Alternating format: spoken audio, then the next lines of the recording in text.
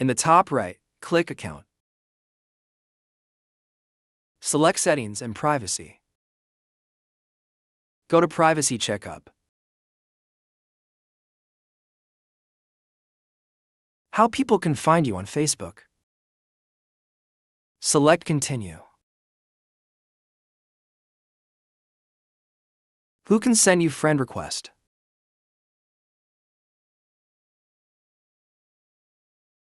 Then make your choice. Press Save. And pop up. You can come in and check it out.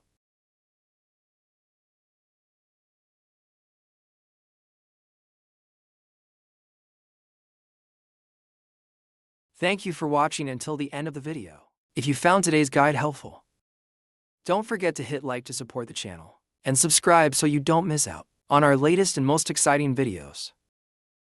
If you have any questions related to today's content, feel free to leave a comment below or send us an email at contact.dailyhowto@gmail.com. Thank you so much, and we'll see you in the next video.